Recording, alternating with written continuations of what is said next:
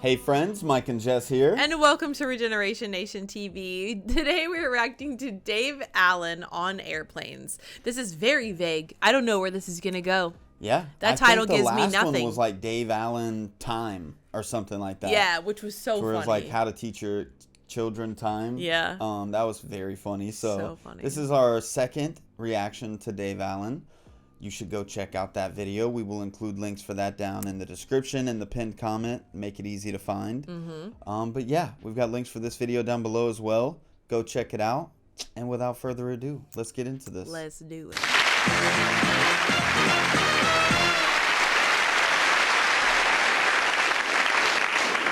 When I fly, I don't want to care about wide seats, short seats, reclining seats, how much booze they're going to give me, what food I'm getting. When I fly, three things I want to know. Will the plane take off? When it's up in the air, will it stay in the air? And when it comes down, is it coming down where they said it would come down? That's all I want to know. Fair. Get on airplanes. Good. The language of airlines. Planes are never late. Have you never noticed that? They're delayed.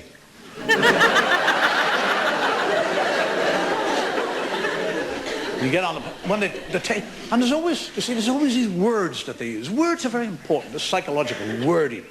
You get on an airplane, sitting on the runway, ready to take off.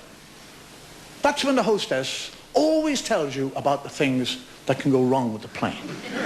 They never tell you that when you're buying the ticket, do they? Right. They never say the wings could fall out or oxygen will fail. None of that. They wait until you're sitting there. Not only are you sitting there, but you're strapped. You're strapped into this bloody thing. And then under the guise of talking about the doors, they're giving you a blessing. You know, I'm sorry.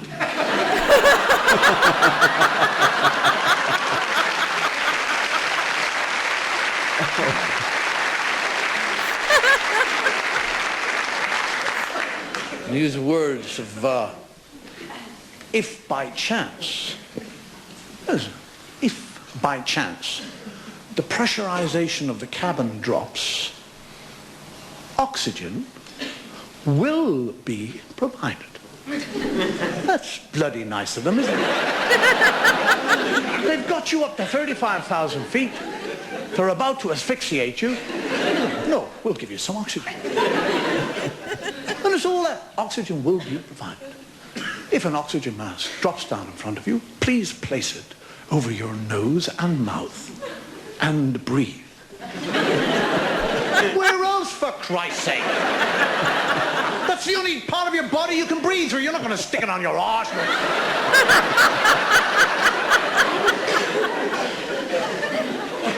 And breathe normally.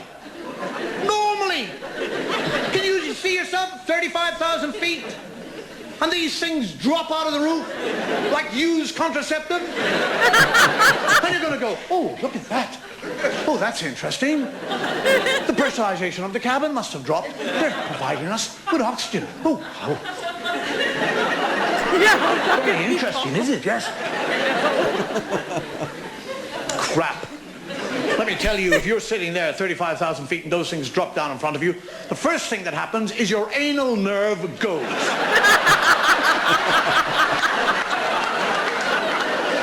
And on a jumbo jet, that is 500 anal nerves. So the quicker the thing you get that thing over your nose, the better.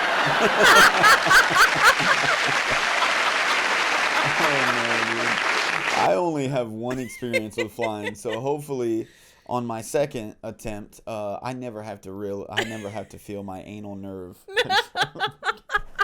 doing anything. Okay.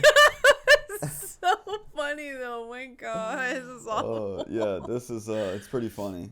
You've flown more than me, so you would know a little bit more. Yeah, it's nerve-wracking, and if that, I would lose my mind if that came down, because I do talk to you about it when you're sitting down. If they came by, started talking to me, strapped in or not, about the wings potentially falling off, I'm out of there, dude. I am out of there. I'm like, whoa, is that why the plane ticket was so cheap? I'm switching. You talk. Bye. I guarantee you they don't talk about the plane wings falling off. This is ridiculous. Words like emergency landing. Have you come across that? Emergency landing. Emergency landing. It's clever wording. It's an emergency, but it's a landing. They've got you down. We're pros. It's emergency. We've seen you through. We've got you down. You don't have to worry about things like emergency.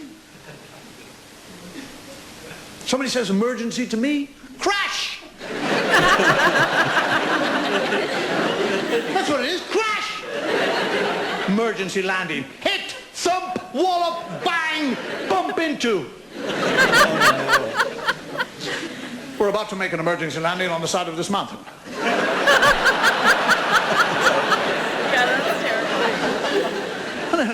Lovely things like make sure your safety belt is fastened. Can you see yourself going through all this? The plane is coming in. Your table is stowed. Seat is in an upright position. Make sure that all the crockery and glass things you give to the hostess. Hostess, excuse me. We're coming into the side of a mountain. Will you take my glass away from me? Take your teeth out. They don't say take your false teeth out. They say take your teeth out. People sit there with spoons going.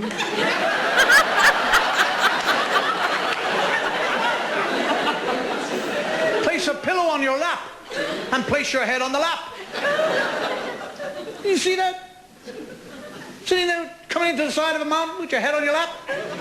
That's so you can kiss your ass goodbye.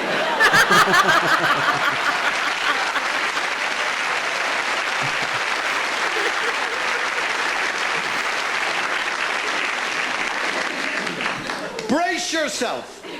Brace yourself. What did you do when you hit the mountain? I braced myself. That's what I did.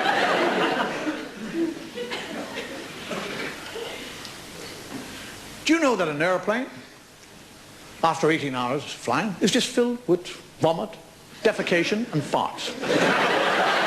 That's all it is. It hits the side of a mountain. That's why nobody will go near it for days.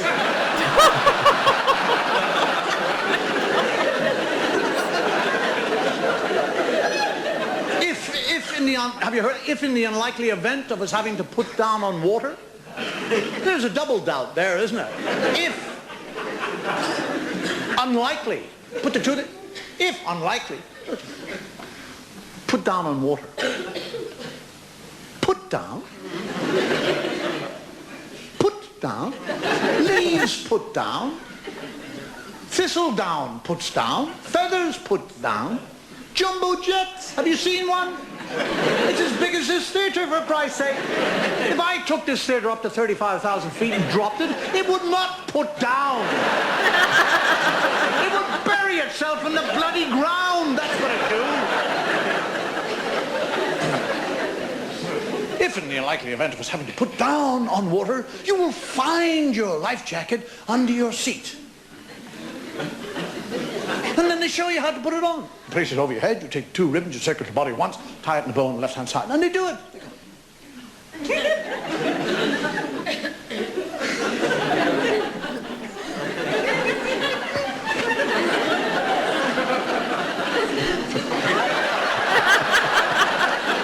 Can you see yourself coming out of the sky at 900 miles an hour?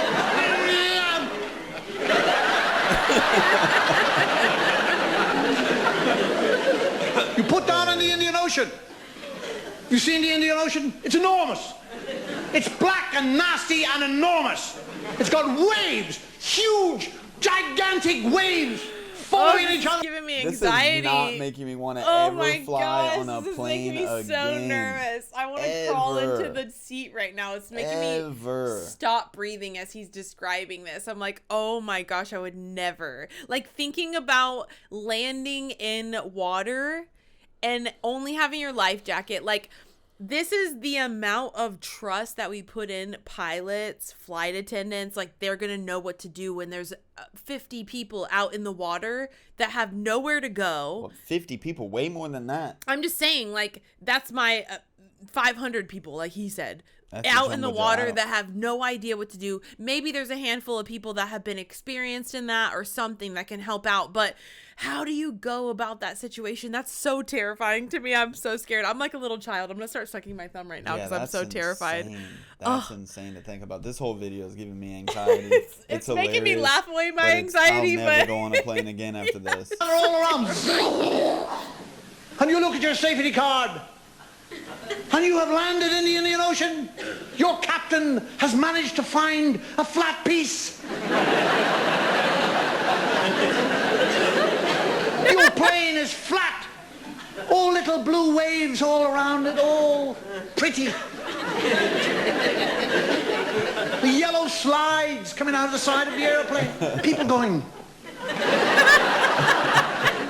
The dinghy with a bell tent. Children say, Mommy, we're going camping in the Indian Ocean. You see pictures of the people leaving the airplane. Some asshole with a briefcase.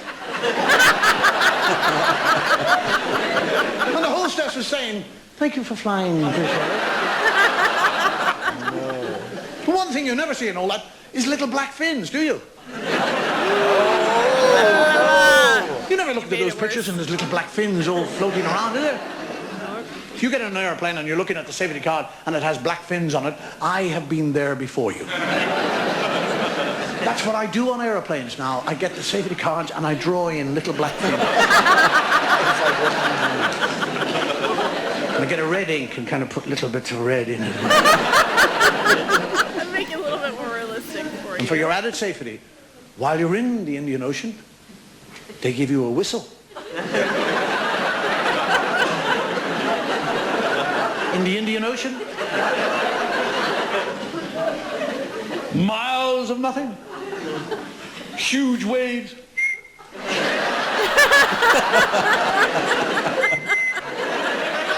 Rescue plane, 40,000 feet. You deaf bastard! You know, the one thing I've always you hear about, but any sort of mishap with airplanes, the one thing that they always find, the only thing to get back is the flight recorder, don't they? The black box. They always get the black box back.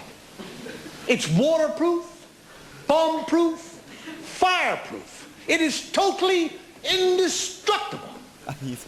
He's gonna say, why not make the whole plane out of that?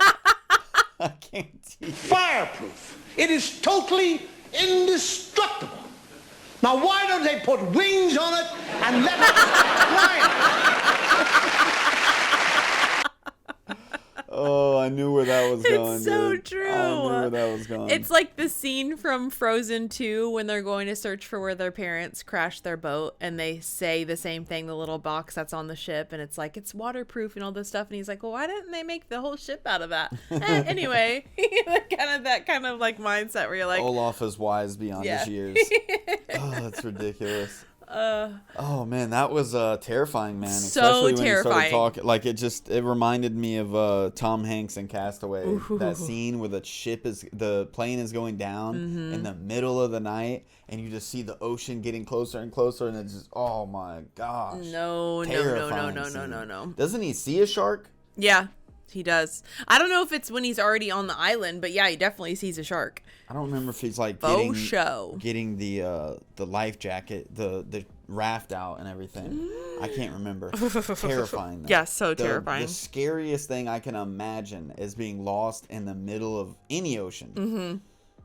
Especially at night. Yeah, no. That's terrifying. Crash landing? Ultimate fear unlocked. No. That's for sure. Yeah. Ultimate fear. Yeah, no way. I've actually been on 2 planes. One was just like a passenger plane going down to visit my mom in the Florida Keys. But then I also went skydiving. Yeah. And there was literal tape on this plane. It was a rickety plane, I heard. I didn't go, but these guys are taught. We live in Jacksonville, Florida. They're like, yeah, we're just in town for the weekend. They're younger than me. They're like, yeah, we're just in town for the weekend. We're just here. We're from Louisiana. I'm like, you don't care. You have no don't care ties about here, me. yeah. You have no skin in this game. You're going to be gone tomorrow. You're It's probably like- on the run from something you did there. But you still did it. You trusted him. Oh, You trusted him with your life, and you survived. scariest thing ever. Yep. What does that say about you? That I listen to my brother too much. I was going to say you're brave. You did it. Yeah, I'm brave. Okay. You didn't see me up there.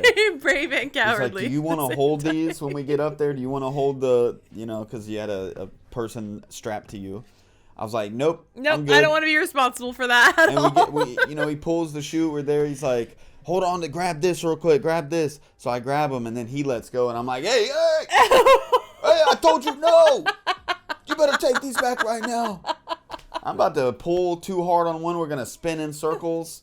How terrifying. That's Yeah. hilarious, Nah, I though. didn't want that. It's like the guys that do those rides that go up in the air and then they come all the way down. They're like 200 feet in the air and they like strap the people in. They go to their little control station and they're about to push the button and they're like, oh, no, wait, let me check your seatbelt really quick. And then they push the button and the people are like, ah! Yeah. Like get that reaction out of them before they go. Like make them think that they're about to die. Like that's terrifying. Yeah. That's a horrible thing to do. My one trip on an airplane, it was just as soon as you're taking off, you get that speed, and then it lifts up real quick. Mm-hmm. That is a terrifying feeling. That was like the worst of it all. After that, like, it's pretty chill. You're Whenever looking out the window the and plane is bumpy, when I went to Tennessee to go see my sister and her family, it was very, very bumpy. There was like turbulence a little bit and it was a little bit rainy, but it was very nerve-wracking because that was the first experience that I had with that, with it being super bumpy. But the plane was a little bit bigger than going to Allegiant Air because Allegiant Air is such a small plane, but this one was a little bit bigger, so it made me feel a little bit better, I guess. But yeah, that was a little bit terrifying, but it wasn't too bad. Just a little bit of the turbulence. bigger the plane, the harder the fall. Yeah. Thanks for that. But I survived. Thanks so for it's fine. that. I'm glad that you survived. It was nerve-wracking dropping you off at the airport that time. Anyways, wow. What a bit. What a terrifying bit. What a hilariously terrifying bit. That's going on the thumbnail. Hilariously terrifying. That's a good one. Oh my. He had a good whistle though. Yeah, You he were did. right. He nailed it. That was cool. All right, y'all. Thanks for recommending this. Thanks for watching it with us. Have a great rest of your day, and we'll see you on the next one. Bye, friends. Peace. I'm not scared of your love, so show